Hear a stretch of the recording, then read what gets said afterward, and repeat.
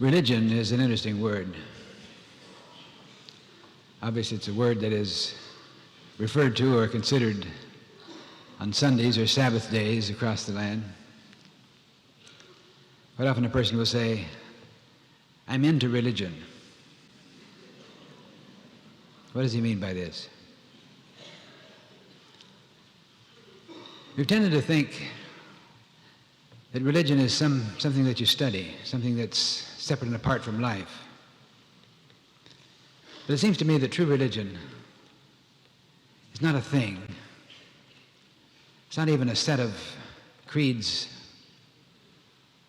But basically, true religion is a perception. Not a way of seeing certain things, but a certain way of seeing all things. That we're never really into religion till we get into a consciousness that enables us to perceive all things from the highest possible perspective. The word religion comes from the Greek word which means to bind together. It's a consciousness that enables us to get together in consciousness, get a sense of oneness, get the sense that the allness of the infinite is present at every point in space. When you get involved in the study of truth, you very soon come face to face with the realization that you have to accept responsibility for your life, that life is consciousness, that the cause of all the difficulties and confusions, the financial problems and physical illness are within the milieu of your own mind. This is not always a pleasant thing to accept. And let's face it, many persons are not up to accepting it. They prefer to believe their problems are caused by conditions or persons out there. It's a fact, like it or not, that many persons never achieve the success in life that their potential should unfold, or the continuity of health that is their divine heritage, because of what we might call emotional leaks in the boiler. Life for these persons is often hampered by what one writer calls rampaging riots of undisciplined squads of emotion. One of the major evidences of the lack of emotional management is anger. We want to talk about it a little bit today. Sometimes a subtle, slow-burning rage seethes within us, unrecognized, unaccepted, and yet present, and doing tremendous harm to all the facets of our life. Perhaps you have what you have whimsically referred to as a short fuse, in which even the slightest conflict can set off a temper, a fit, or pique. This certainly is a condition that one needs to set out to correct, and it can be corrected. I especially like the story that's told of Winston Churchill, who listened to a hot-tempered, raving, ranting tirade directed against him by an opponent whose mouth worked faster than his mind. At the end of it, Churchill rose and said, "Our honorable colleague should by now have trained himself not to generate more indignation than he has the capacity to hold." That's putting it right on the line, isn't it? You know, there are two ways in which most difficult problems are met. First, to outwardly rebel, to fight back, tit for tat, the eye for an eye, you can't do that to me consciousness. You give a person a piece of your mind, along with him perhaps give him the peace of your mind. This person seldom has emotional problems because he immediately gives vent to his passions of anger. But perhaps he may not be aware of the fact that he's polluting the atmosphere around him with his regurgitated poisons, and his own creative potential is weakened by his leaky boiler. The second way in which difficult problems are normally met is to rebel inwardly, to bristle up, but to do nothing outwardly, thinking dark thoughts and keeping them all bottled up within. And of course, as we know, this person has great emotional problems. He rarely flares up with people. He rarely reacts outwardly. But his inward fires, his seething rage, may give rise to mental and physical problems that can require extensive and expensive treatment. And you may be thinking, well, you're not talking about me. But my anger is different. It's completely justified. I have every reason to be angry and bitter after what was done to me. And I agree. You have a perfect right to your anger and resentment. But you also have the right to and the responsibility for the insomnia, the hypertension, stomach upset, heart and circulatory problems that will surely follow. You see, the old idea of righteous indignation is a delusion. We've tended to hold on to it because we say, well, like Jesus whipping the money changers out of the temple, I have a right to my anger at what people are doing around me. But it's a delusion. Because we're dealing with law, not caprice. You say, why then did Jesus get angry? I can't say why he got angry. But I can say, because we're dealing with law, this, and it's with a personal sense of delight that I see this evidences the fact that Jesus slipped in consciousness for a moment at that time. It makes him so much more human, so much more acceptable. Because you're dealing with law, and the law is, and Jesus himself stressed it, love is the answer. Love is the only way, love and forgiveness. Certainly, in a human sense, Jesus had a right to whip the money changers out of the temple. After all, they didn't belong there. We have a right to, in consciousness at least, whip the negative people out of our lives, give them the lashing of our tongues, hold them in this burden of anxiety and anger and resistance and resentment. Again, we have a right to that if we want to. But we must accept the reactions in the physical and emotional and the human and even a financial sense that come as a result. To dwell in anger or resentment, to harbor hurts and slights, is what we might call spiritual suicide. If any good has ever been achieved by anger, hate, and resentment, there's no record of it in all history. Unbridled negative emotions warp the personality, impair the judgment, destroy the reason, and render a person totally incapable of seeing himself as he really is. Now, we mentioned the two ways in which most difficult problems are met. To rebel outwardly, venting your feeling of disturbance, letting it all hang out, as we say. Or two, to rebel inwardly, to keep it all bottled up inside. But there's a third way. Jesus suggests this in his words, turn the other cheek. This is one of the ideas that's been totally rejected as naive and impractical by many persons, unsuitable behavior for dealing with the real world out there. But you see, Jesus, who is a master of the metaphor, has been misunderstood. He doesn't mean that you should passively allow people to walk all over you. Quite often the religious devotee shies away from any display of emotion. Quite frankly, I think a lot of true students do this too. He thinks, I'm a child of God. I must not get upset. I must not show my feelings. He thinks he's taking the second way. He thinks he's taking the third way, but he takes the second way, deluding himself. He thinks he's turning the other cheek. What he's really doing is simply bottling up his seething rage within. Jesus deals with dimensions of consciousness, more specifically with the inner and the outer man. As one writer puts, the great me and the little me. When people or conditions rub you the wrong way, it's not so much what they're doing, but how you're reacting to it. Jesus is saying, if you're disturbed, it evidences the fact that you're disturbable, because you're in that level of consciousness.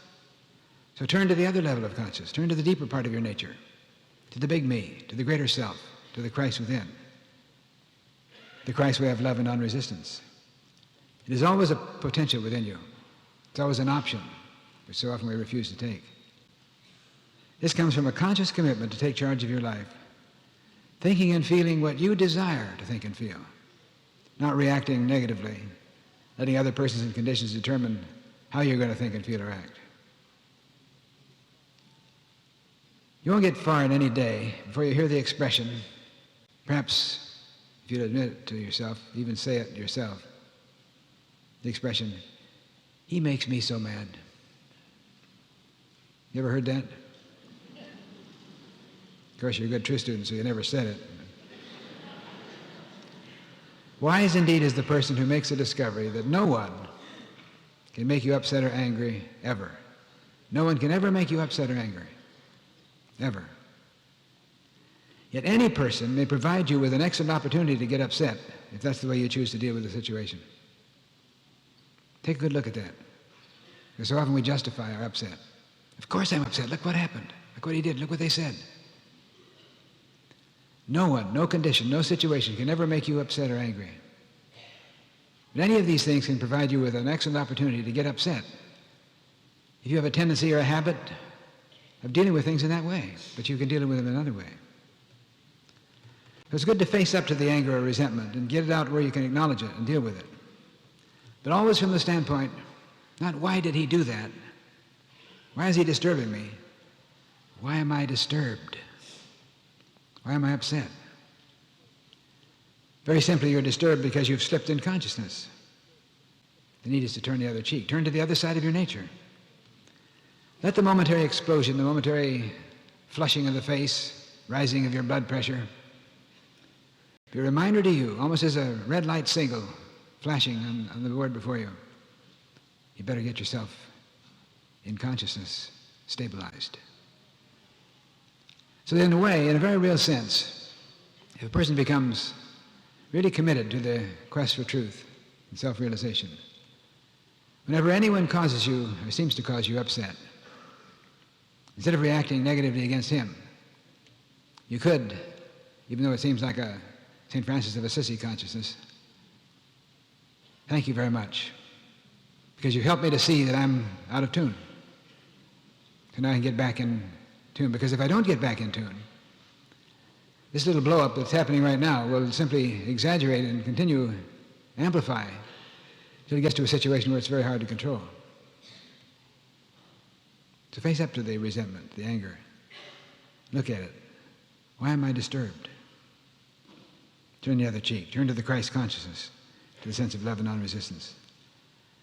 When you're in the midst of a hostile, angry moment, it may seem to be very difficult to do. It may seem to be almost impossible. How can you turn from your anger and just let it all go and turn to the inner self?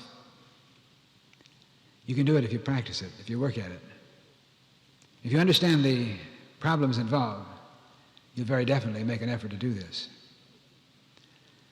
And to understand the very human emotion, anger, you must be willing to give up the psychological old wives' tale that it is healthy to vent your anger, to tell people off, to let it all hang out, or to tell it like it is. This is real rationalization.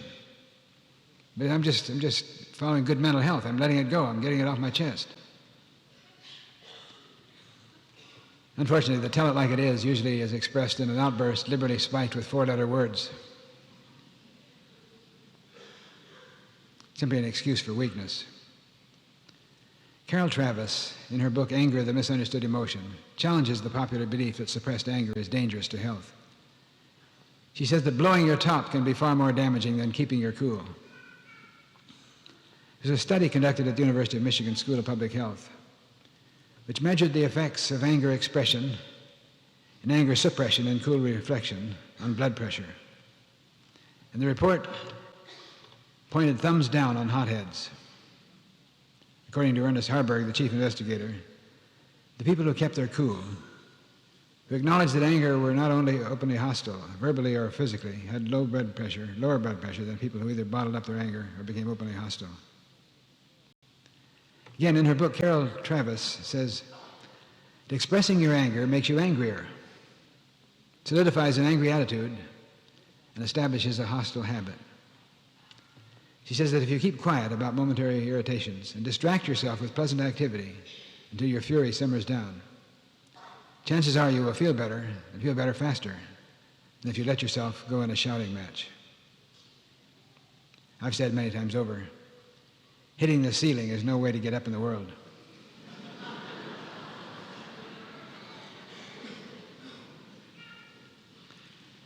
A man once told Mark Twain that he was very troubled by the things he didn't understand in the Bible. Twain wittily replied that he was even more troubled by the things he did understand.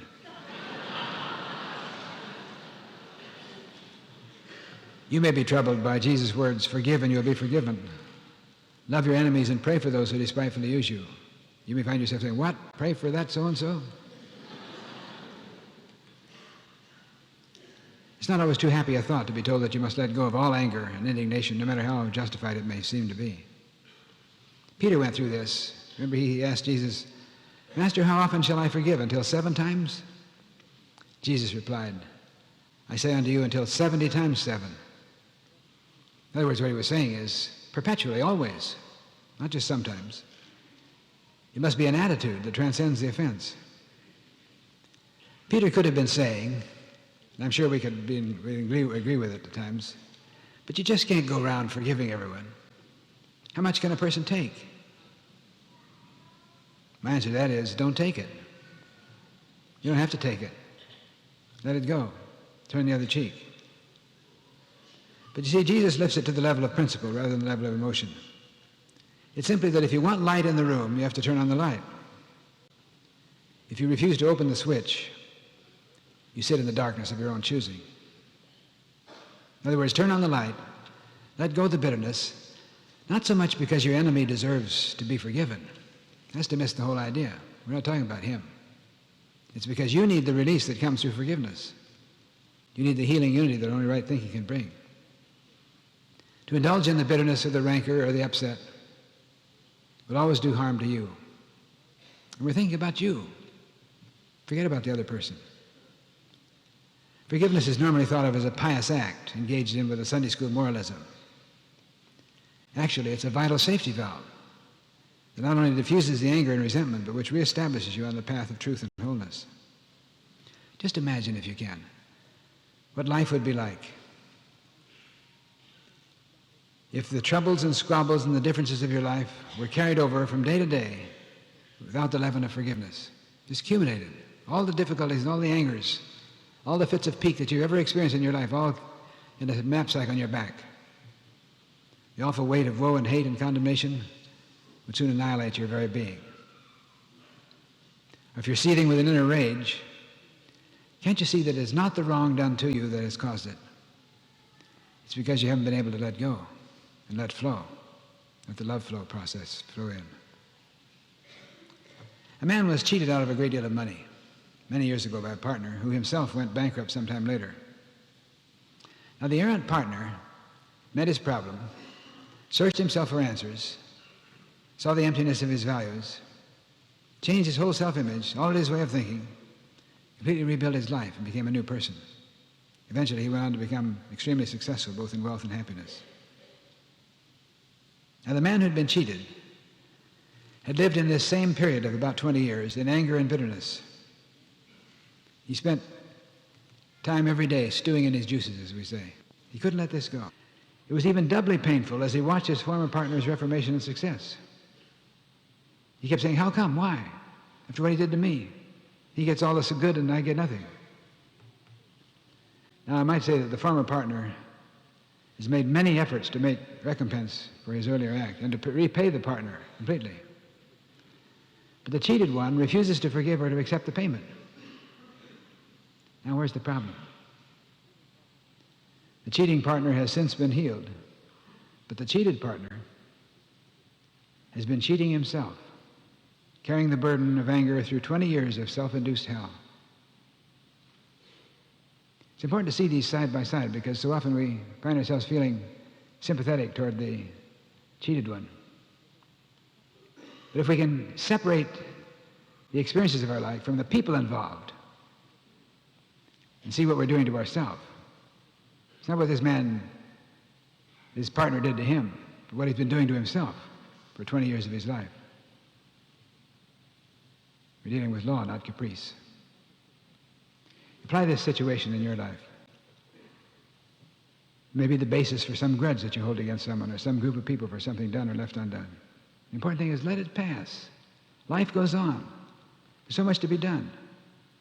Because someone did something to you that you think is harmful to your life, is that any reason why you have to continue hitting yourself on the head for the rest of your life? Crucifying yourself, living in self-imposed prison? Life goes on. As the Bible says, vengeance is mine, saith the Lord. A person must always deal in kind for everything that happens. This is the karmic law, or the law of cause and effect. We always have to pay. There's no free lunch. But it's not up for us to decide how another person is to atone for what happens in his experience. The only life you have to be concerned about is your own. Let it go. Get yourself in tune. You see, turning the other cheek is not only religious or Christian, it is also good business. It's good common sense. Consider two hypothetical brothers, Tom and Jim. Tom holds grudges. He never lets a thing go. He remembers the thing continuously. Jim does not. If Tom has a disagreement with someone, he manifests ill feeling toward the party permanently. He boasts about the fact. I'm like an elephant, I never forget.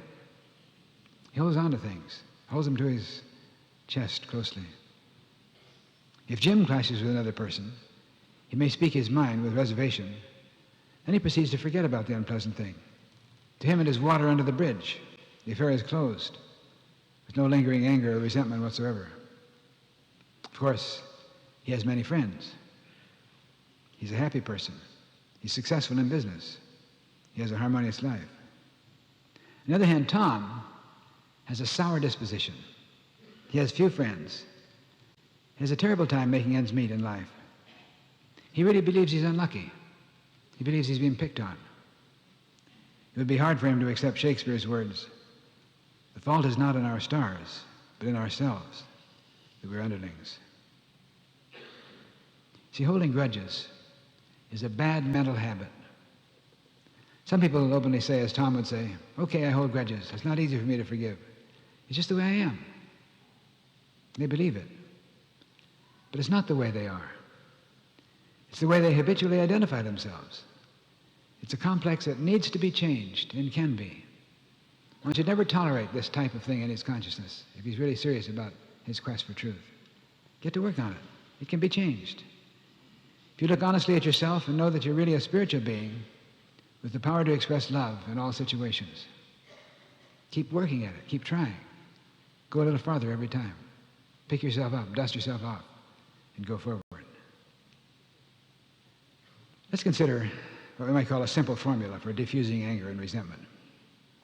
Some simple concepts that you can make a note of, if you will, or think about them in consciousness. Something to work on. We're not dealing with a theory, we're dealing with a very important process, a principle. First of all, be willing to admit to yourself that you're experiencing feelings of anger. If you feel that sense of resistance, that reaction in a negative sense to something that goes on, something somebody does, something that happens around you, admit to yourself that you have that feeling. Sometimes we deny our anger because we feel guilty about it. Obviously, if we're upset, we need to deal with it.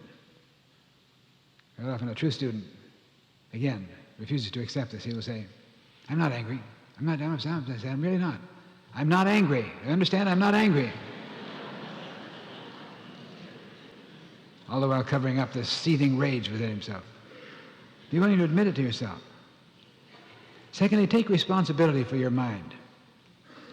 The fact that you've suffered indicates that there's a responsive chord within you. It's a signal that there is a sore spot that needs treatment. And the sore spot is not the result of a fancied injury. It is actually the cause of the injury, as far as you're concerned. Remember that. It's not the result of a fancied injury, but it's the cause of the injury, as far as you experience it. When you resent something that someone does, your true feelings will reveal that you're probably envious of his freedom to do the thing. Maybe you'd like to do it too if you could. Because you cannot, you're jealous and bitter in a subtle subconscious way. Much of our resentment toward what people do is in this category. Third, assert your mental mastery. You cannot always control circumstances, but you can and do have the complete control over how you meet them. It's your life. You can deal with it at any level of consciousness you want. You're not a helpless victim of your temper, though you may think you have been. Resentment is of the mind, and you need not indulge in it unless you want to. You can and should refuse to be angrily disturbed by all the real or imagined slights and rebuffs that the day seems to bring. You might take an affirmation that I've used so often for a long time. I am poised and centered in the deeper self of me, and nothing can disturb the calm peace of my soul. Affirm this for yourself at the beginning of every day, and perhaps many times during the day if you find yourself slipping. I'm poised and centered in the deeper self of me. This is to turn the other cheek to that other part of my nature that doesn't get upset. And nothing can disturb the calm peace of my soul. Fourth, determined to see things in a true perspective. Remember, Joseph said to his brothers, "You may have intended evil against me, but God intended it for good." Jesus says, "Resist not him that is evil." Note that he does not say that you should not resist evil. Don't confuse this point. He doesn't say you should not resist evil. He himself resisted the Pharisaical consciousness, the self-righteous tendencies of his day. He says we should not resist him that is evil. He stood steadfastly against wrong ideas. But about people, even those who took his own life, he said, "Father, forgive them, for they know not what they do." You see, we often have been too busy trying to get even with our real or supposed enemies. We should begin to try to get even with God. You see what I mean by that? A person may say, "I'll get even with you if it takes the rest of my life." That's exactly what he does. He gets even. He gets even. He puts himself on a par with the other person, putting himself precisely even with the consciousness that caused the negative reaction. So he's getting even. He spends all his time getting even, leveling up, getting on the same consciousness of the people that he's resisting. In a sense, the only person we should ever try to get even with is the one who does us favors and shows us kindness. Anyone else, let it go. Fifth, we need to recognize that there's a little paranoia in all of us. If you've ever said, "Why did he do that to me?" Or "Why did they say that about me?" The "to me" is what I call the fishhook. That's the thing that hangs us up. If you can cut off the fishhook, let go of the tendency to say, "Why did he do it to me?" and ask the question, "Why did he do it?" Then you're really interested. You can rise above the level of the limitation of reaction. You'll probably come to realize, if you're objective and you press the issue within yourself, that he did it out of a state of consciousness. He didn't do it to you. He did it.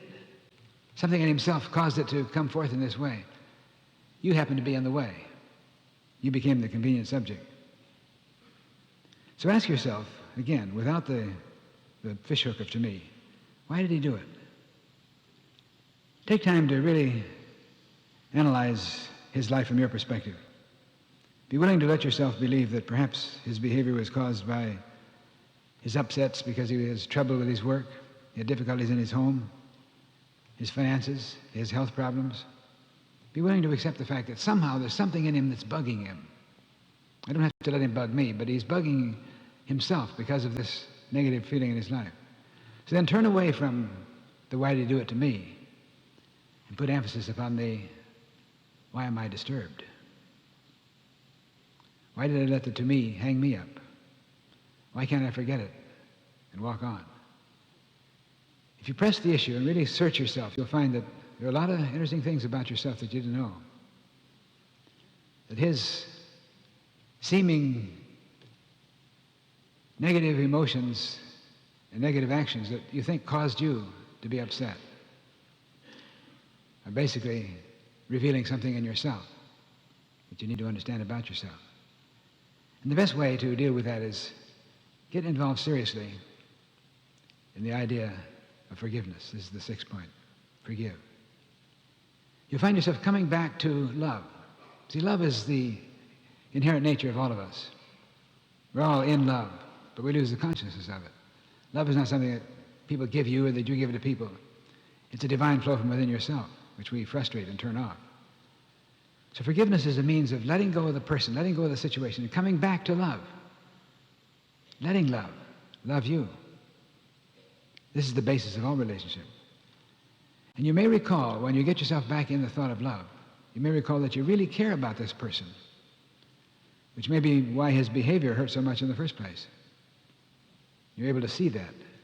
Get your thought back into a thought of love which relates you together on a higher level. And finally, remember Paul's admonition. Let not the sun go down on your wrath. This is one of the most wise and perceptive points in the whole Bible. Let not the sun go down on your wrath. All of us have times and certain days when we are not at our best. Don't go to bed with it. Don't go to sleep with it. Resolve it every day before the day is over. As I've said often, even as a man, as he undresses, takes all the coins and the wallet and the comb and handkerchief out of his pockets, cleans his pockets out before he lays his trousers aside. In the same way, take all the negative things out of your consciousness. Let them go. Lay them aside. Even if you can only say, well, I'll lay this hurt aside for now and I'll pick it up again tomorrow if I want it. If you can go to sleep on it, letting it be separated from you, you find that you won't want it again. It'll be all gone the next time. Let not the sun go down on your wrath, and walk in love, he says. This walking symbolizes our daily actions. If every move you make, every action you take is in love and with love, habits contrary to love will be automatically dissolved. All anger will be diffused. You can rid yourself of anger and resentment by focusing on the opposite. The goal is open-hearted love. Let this flow of love be stirred up within you. Let it become a means to protect you from the limitations of human consciousness. And if any time you slip, turn the other cheek. Turn to that fountain of love within yourself, which blesses and forgives, but above all, which keeps you in tune with the flow of your own good. In the Proverbs, we have a very marvelous thought. He that is slow to anger is better than the mighty, and he that ruleth his spirit than he that taketh the city. I'd like to invite you to be still for a moment. I want us to take a look at ourselves very seriously. Even if it seems to be a negative thing, I want you to focus your attention right now. Any point of rancor, any upset, any anger, any resistance, any resentment that you have in yourself about anything or anyone, even if it's hurtful to think about it. You may be feeling sorry for yourself, drowning in feelings of self-pity. Take a look at it. But above all, as you look at it, get the awareness. This is really something that is out there. Not something that belongs in you, it's out there. What you've allowed yourself to believe caused your feelings of upset has no power of itself to cause you that upset, as long as you keep it out there. Something someone did or hasn't done, something that an organization has failed to do for you that you feel they should have, it's all out there.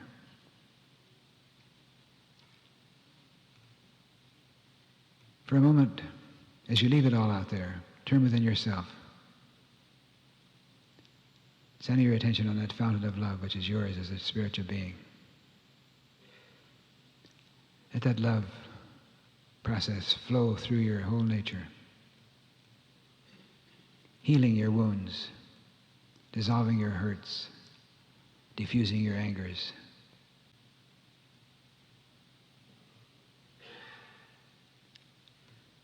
And see how good it feels.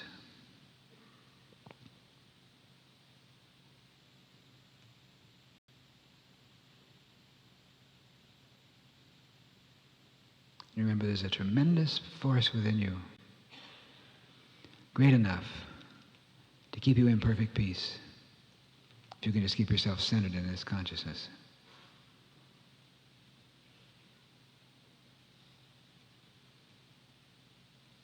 Let yourself think, I'm poised and centered in the deeper self of me, and nothing can disturb the calm peace of my soul. This place of central calm within you, the still point at the center of your being, is the source of a tremendous focus of infinite eternal energy, radiant love.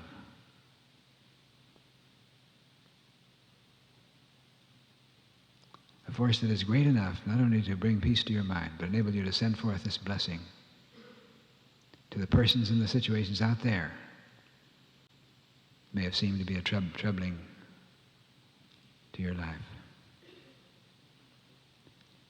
So now you have all these hurts and resentments and rancors out there before you. Turn your love upon them. See them through the eyes of the divine of you. Let love pour forth, dissolve all that is untoward, all that is difficult, all that is limited.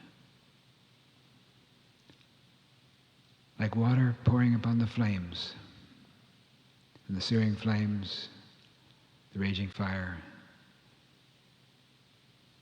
is diminished and is gone.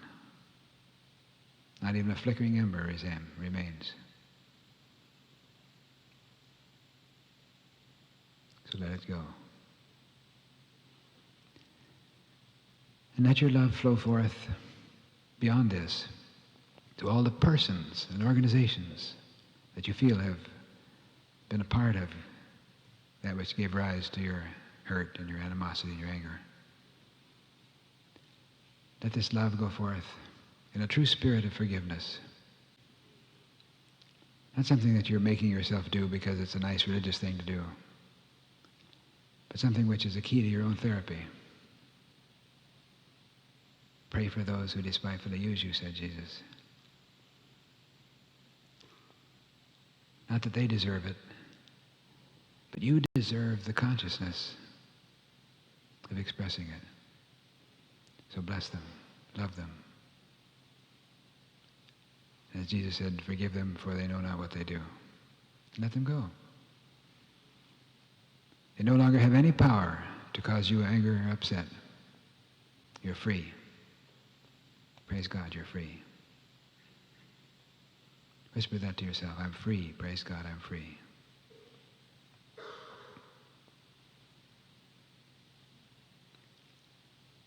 And commit yourself now to the realization that you will never again pick up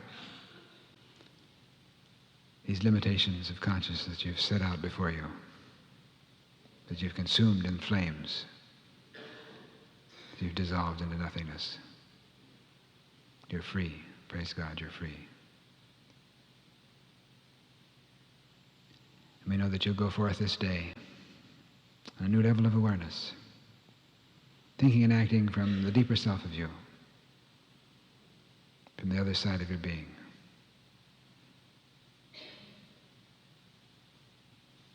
And it shall be a wonderful day, the beginning of a wonderful week. Praise God for the truth that makes us free. So be it.